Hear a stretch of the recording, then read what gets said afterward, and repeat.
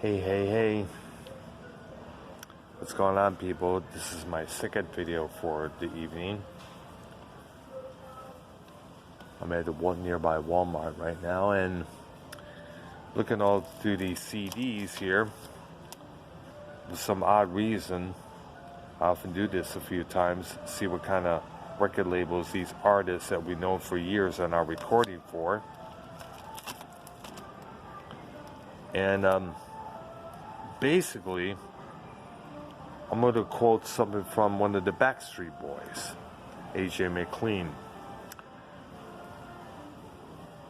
My sister and I were in her car recently, not really recently, but a couple of years back, and she was listening to a podcast by Robin Antin, who we know was the creator and the force behind the Pussycat Dolls, and a couple other girl groups like Girlicious and GRL. And McLean said something that really came true, basically. He basically called it. He said, basically in the future, there's going to be 1,000 little labels and one huge distributor. And you know what? He called it. He called it correct. I'm looking at all these CDs here by these artists like this country group called Lady Antebellum. You have this CD out here. In the past, he was signed on to Capitol Records, Capitol EMI, and now they're on this label called Big Machine, which Taylor Swift used to record for. And it's distributed by Universal Music Distribution. On the other hand, we also have the Bee Gees, their greatest hits. It's on Capitol Records, and it's distributed by Universal Music Enterprises. Taylor Swift herself, she's now on a label called Republic, and that's distributed by I guess if I'm correct here, let's see what here. It's distributed by UMG Services, which basically is Universal Music Group. The same thing with this Rush compilation, all their greatest hits. That too is distributed by Universal. Some of these artists have nowadays, mostly country and independent artists, have labels of their own, so that way they can have control of their music, copyrights and all that stuff.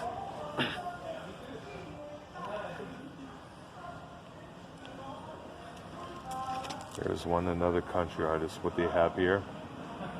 Let's see. Yeah, another independent label, Broken Bow Records.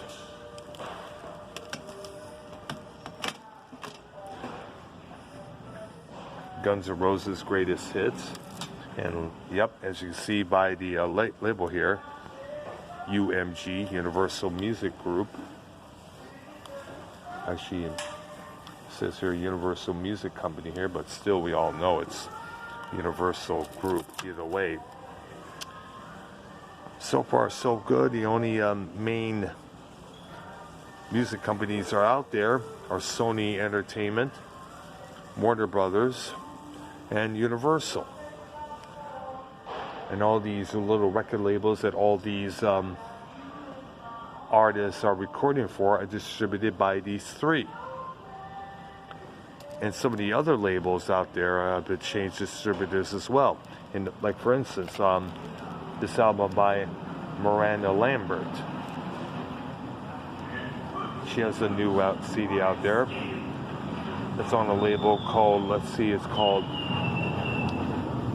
Vander Records, if I'm correct. And I see the old RCA Records logo. And it's distributed by Warner Brothers. No, let me correct that. It's by Sony Music Entertainment. Now, RCA used to be distributed by BMG Music Group back in the day, so I don't know if that still exists.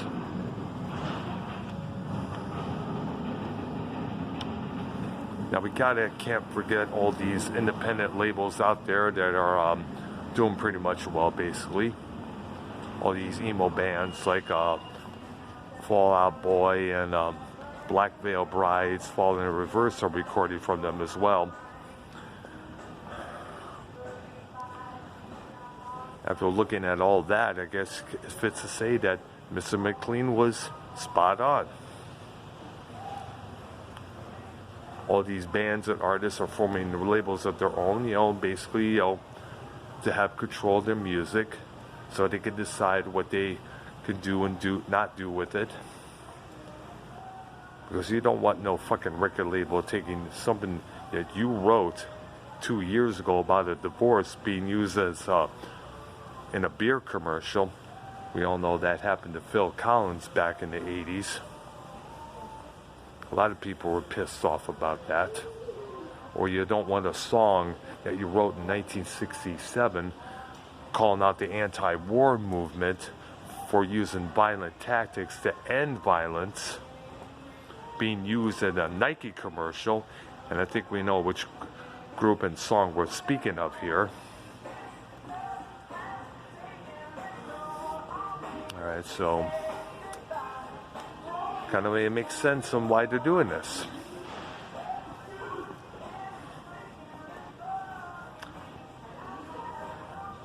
Kind of see their point. I'm Dr. Earl. Thank you for watching. Where to get what I'm supposed to get and then head home. Subscribe to my channel. Hit that like button. Leave some comments below. You take care.